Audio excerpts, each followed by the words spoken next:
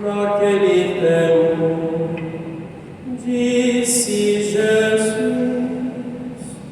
em verdade vos digo, quem não entra no redil das ovelhas pela porta, mas sobe por outro lugar, é ladrão e assaltante. Quem entra pela porta é o pastor das ovelhas. Se o porteiro abre e as ovelhas escutam a sua voz, ele chama as ovelhas pelo nome e as conduz para fora, e depois de fazer sair todas as que são suas, caminha à sua frente, e as ovelhas o seguem, porque conhece a sua voz, mas não seguem um estranho. Antes fogem dele, porque não conhecem a voz dos estranhos. Jesus contou-lhes esta parábola, mas eles não entenderam o que ele queria dizer. Então Jesus continuou: em verdade vos digo, eu sou a porta das ovelhas. Todos aqueles que vieram antes de mim são ladrões e assaltantes, mas as ovelhas não os escutaram. Eu sou a porta, quem entrar por mim será salvo, entrará e sairá e encontrará pastagem. O ladrão só vem para roubar, matar e destruir. Eu vim para que tenham vida e a tenham em abundância. Palavra da salvação.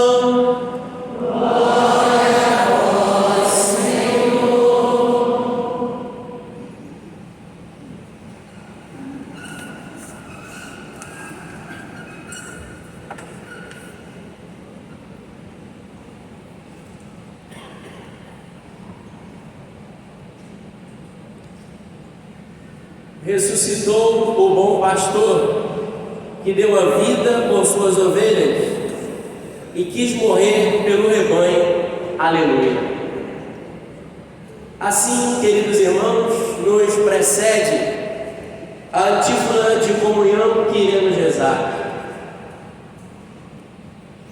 Por primeiro, antes dessa meditação, gostaria de saudar nosso pároco, o Padre Giovanni, que amanhã completa seus 21 anos de sacerdócio, mas como toda grande festa na igreja sempre é celebrada nas vésperas, nós então já estamos celebrando as primeiras vésperas dos 21 anos do Padre Giovanni e também do nosso cônego reitor.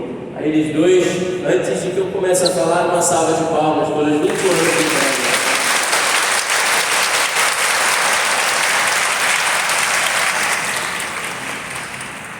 O bom pastor ressuscitou nesses homens 21 anos de história que se coroam com uma entrega mútua em tantos serviços. A dor de ser tocado, queridos irmãos, como pastor, é a dor deste ofício que para os judeus era de certa forma execrável e que viviam em meio a duas realidades que o tornavam de fato como verdadeiros ameaçadores da paz daqueles que viviam citadinos, ou seja, na cidade. O pastor era um homem considerado impuro, porque vivia perto dos excrementos dos animais, e todos aqueles que viviam próximo aos animais eram considerados impuros. E para entrar na cidade deveriam passar por certas abluções, por certos banhos, para que pudessem conviver assim com os outros cidadãos. Este ofício também era impuro porque era feito à noite, na sombra. E assim como os leprosos andavam no deserto sem rumo, os pastores assim também andavam.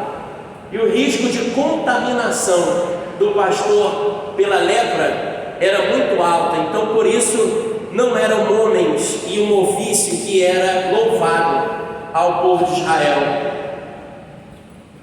Mas bem, estes mesmos pastores que por muitas dificuldades viviam ofertando a sua vida por essas ovelhas, também eram homens que poderiam desviar do seu ofício e também tornar-se ladrões, pessoas que não iriam cuidar do rebanho, mas que em meio a essa oferta se colocariam também como pessoas que iriam destruir e tosquiar a ovelha.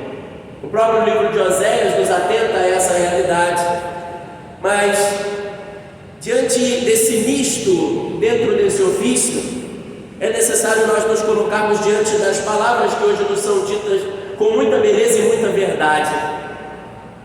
Hoje São Pedro, aquele que torna-se o verdadeiro pastor, instruído pelo próprio Jesus Cristo em Mateus 16, aquele que seguirá à frente depois de Pentecostes, ele se levanta e fala realmente o que será agora a vida dos novos cristãos. E diante desta certeza, ele nos coloca a refletir com uma maestria bela. E tantos aqueles também que estavam ouvindo se comprometem com essa certeza, perguntando a Pedro: o que nós vamos fazer? Eis, queridos irmãos, diante de uma vida nova, diante de uma inauguração, ou seja, Jesus Cristo veio ressuscitado para mudar aquilo que estava nas conjecturas e no coração dos homens, e agora eles não sabiam como fazer. Como devemos fazer? A resposta de Pedro está justamente no batismo, que é esse compromisso muito perfeito, onde Deus habita em nós e nós habitamos nele. A figura do sacerdócio não é outra coisa a não ser com esforço e com muita dor, fazer com que os irmãos estejam também em Deus, quando mesmo a sua alma, pelos perigos da noite, pelos perigos da contaminação com as coisas erradas e com o mal, se colocam também, para que uma grande comunidade possa também encontrar a figura de Deus na figura do nosso exercício. Por isso, louvar 21 anos é justamente agradecer por 3 centenários. Para os judeus, o número 7 é um número de grande louvação. Às vezes eu estou trocando as palavras, a gente sempre fica com vergonha de falar para um homem que está celebrando, os homens estão celebrando 21 anos. Mas esses 3 centenários, ou seja, 3 vezes 7, 21, um número tão digno de tanta perfeição, nos coloca também a meditar tantos desafios, nos quais os senhores também devem ter se perguntado em grandes noites e em grandes riscos de contaminação, como também o mal: Senhor, o que eu vou fazer? O que eu devo fazer? Mas eis que, como belamente o salmo foi cantado, Ele é o nosso pastor. Se o temos, nada nos faltará. Manter qualquer vida de sacrifício, e aí, quando falo isso, falo da vocação da igreja. A vocação da igreja é sempre uma vocação para o outro. Não existe, queridos irmãos, nenhuma pessoa que na igreja seja feliz para si próprio. Isso é muito triste, isso é muito egoísta.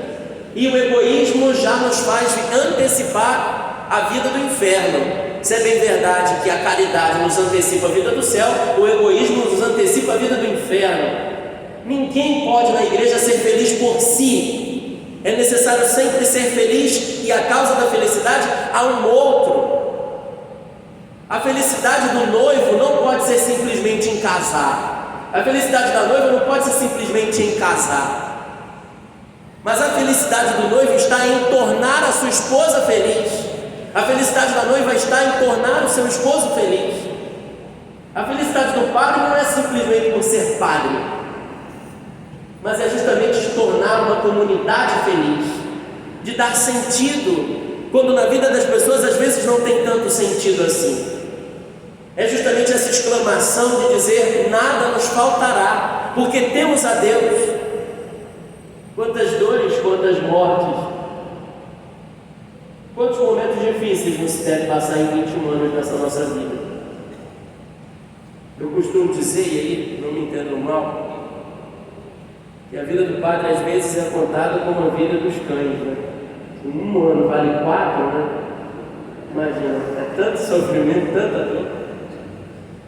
Quantos anos os nossos padres não têm? Pois bem, queridos irmãos, é necessário nós entendermos que vamos às águas tranquilas, e essas águas tranquilas são as águas do nosso batismo.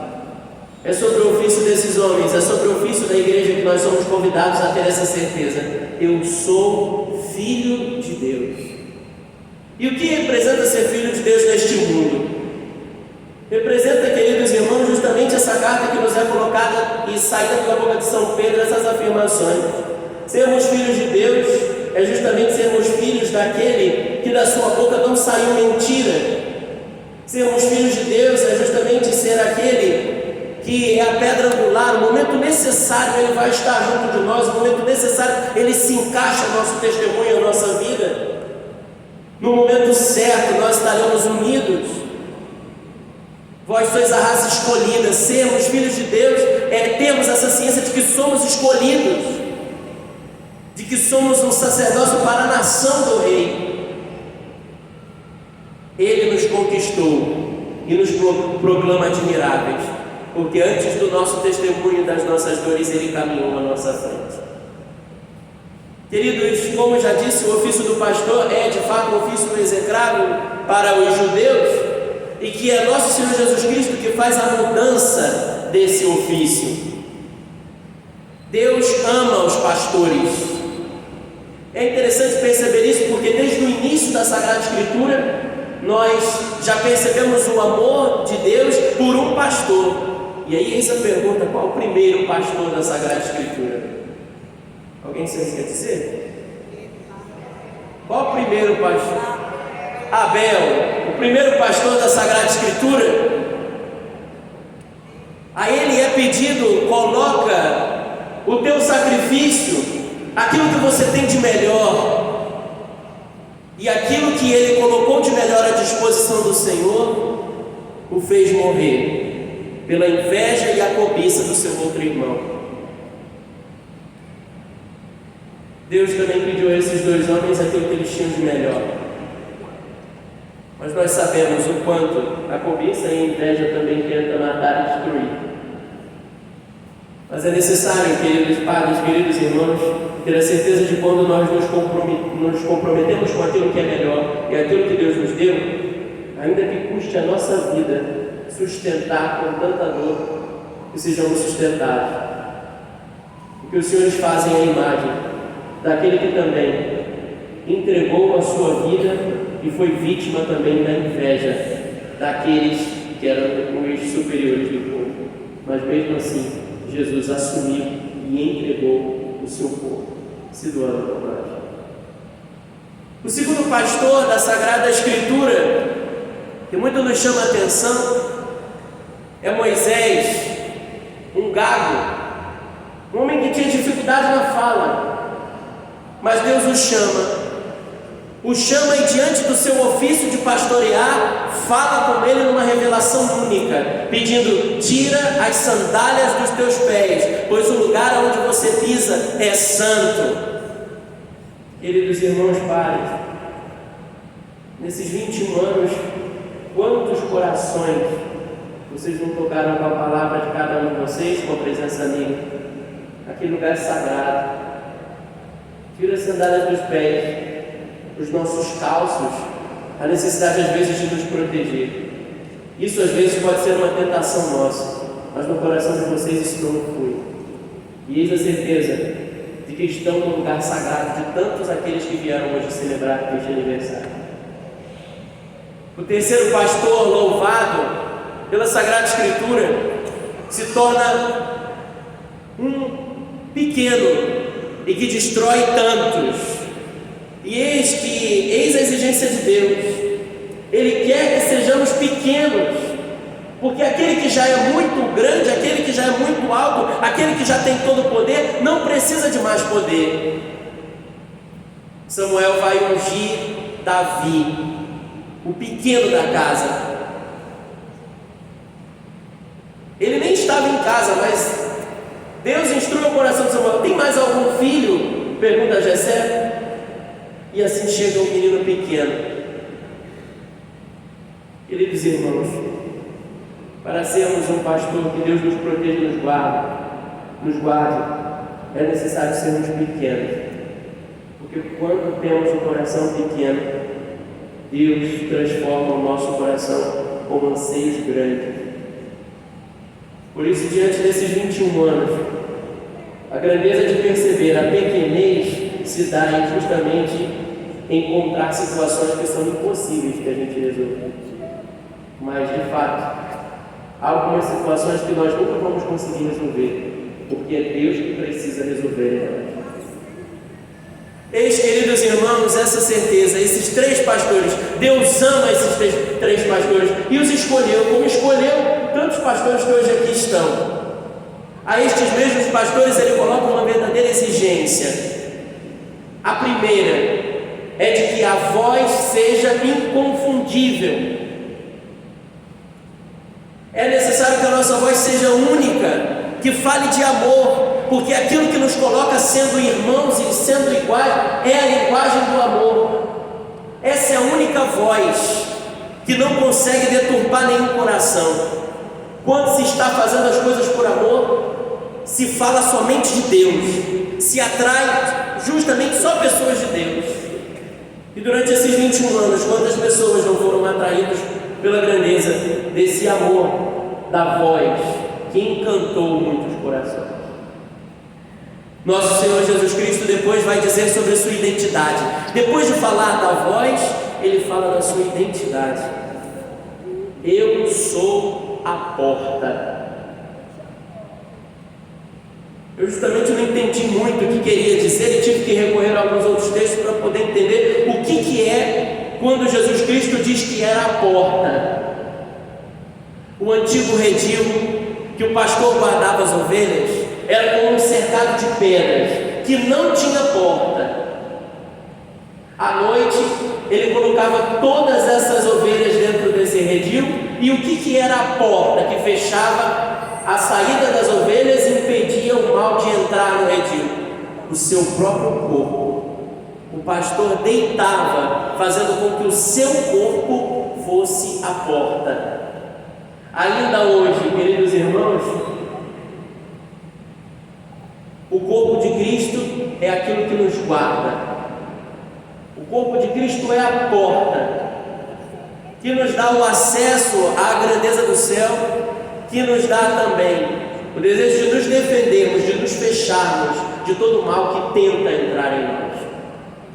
Esses homens fabricam a porta. A vida dos nossos padres são as portas que nos colocam diante das nossas penitências, a porta que nos coloca diante dos nossos perdões, a porta que nos coloca diante das nossas reflexões. Toda vez que o padre chega a esse lugar, ele tem esse dever, a sua voz falar de amor e ser justamente aquilo que defenda os nossos fiéis. A sua palavra precisa defender os nossos fiéis de qualquer desgraça e destruição do mal. A última exigência, queridos irmãos, e aquilo que Jesus Cristo coloca, para que todos possam conhecer, é a figura do ladrão. Ele se coloca diante dessa realidade e faz justamente esse misto, dizendo que haviam de fato pastores que eram ladrões. E o que é claro ao ladrão? E o termo grego no Evangelho, o mesmo termo para ladrão é o mesmo termo usado para atalho. O que significa isso? O atalho abrevia caminhos. Quando nós abreviamos caminhos dos sofrimentos que passamos, das dores que temos, das lutas que travamos, nós roubamos um tempo que não é nosso, roubamos um tempo que é de Deus. O antigo pastor que era ladrão usava das ovelhas, tosquiava as ovelhas, usava os seus ossos, usava a carne, oferecia o seu corpo para defendê-las, mas para o seu próprio consumo. Jesus não. Ao modelo do que Ele nos ensinou a sermos guardiões, a guardarmos aqueles que sofrem e a protegermos aqueles que nos dão a vida. A vida destes dois homens só é mais feliz por causa da entrega que eles fizeram ao seu povo. O seu povo deve ser a causa real e principal da santidade desses homens, porque eis o misto dessa vida. Deus em nós, nós em Deus. Nós no nosso pastor e o nosso pastor também em nós. Esta semana, conversando com o padre Gabriel, ele me pediu para que eu pudesse estar junto nesse dia, nessa celebração tão bonita. Eu falei uma coisa que ele me chamou muita atenção. Eu não tinha percebido o que falei, mas ele falou: nossa, que bonito isso que você falou. E eu falei para o Gabriel o seguinte: engraçado que eu me sinto aqui, quando fui transferido para cá, quando fui trazido para cá, eu me sinto protegido. E não é uma proteção dessa vil, assim, de que eu posso fazer qualquer coisa, o Senhor vai me defender. Deus me livre, Nossa Senhora. Mas é uma proteção de ter uma presença que me exige muito pouco. Mas é assim, porque quando nós amamos, nós exigimos pouco. É o outro que está por inteiro. É uma alegria muito grande para partilhar desses 21 anos, fazer parte também desses 20 anos e estar aqui. Eu me sinto de fato protegido. Eu peço que o Senhor seja o guardião das palavras que eu falo. Por isso essa música da Cisa Fernandes guarda e fecha essas nossas reflexões com esse desejo. Eu quero cantá-la, não sei se eu vou saber cantá-la, quero encerrar com essa certeza, Pai. Quantas vidas o Senhor não guardou, não guarda, o número de tantas pessoas que vêm falar com o Senhor aqui, às vezes 5 da tarde o Senhor não almoçou ainda, depois de uma rotina causticante, dura, das semanas na vida, de tantos conflitos, de todas as partes. penso que isso seria importante. O Senhor tem essa noção, né? O Senhor é um guardião, guarda as palavras, guarda a vida de tantos, guarda, porque não, também a história da diocese, guarda tanto. Acho que Deus proteja muito, proteja também o nosso cônego André, o nosso reitor agora. Ele também será guardião de tantas vidas, tantos novos padres. Nós estamos aqui com os nossos seminaristas também. Tenho essa certeza, queridos filhos, que esse homem veio também para guardar a vida de vocês. Já tivemos outros reitores, esses reitores também tiveram essa pretensão, essa forma de também guardar, mas ele também veio para isso, para guardar, para proteger. Vocês se sintam assim, diante desse tempo, que é duro, mas que passa.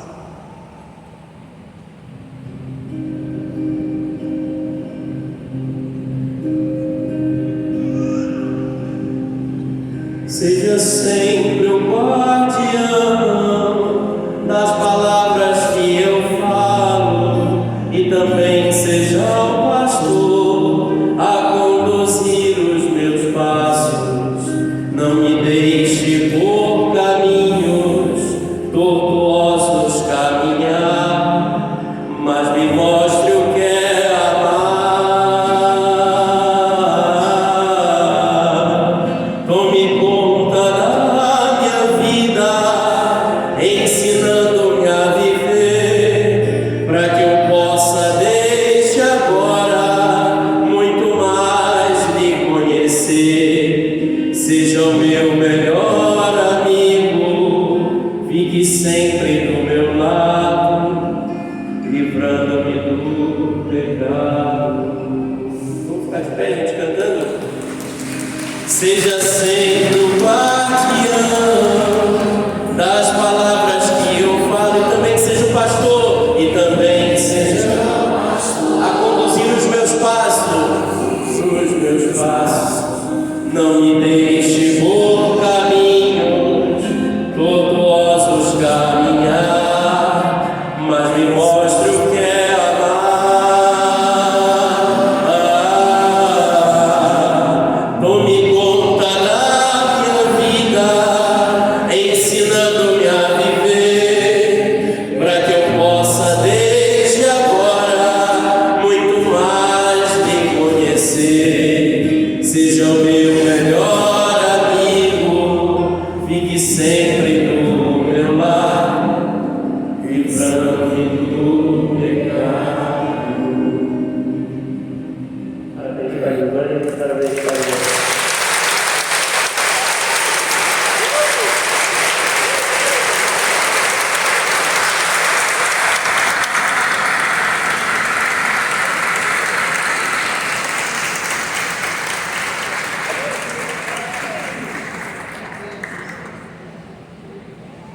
Creio em Deus Pai Todo-Poderoso,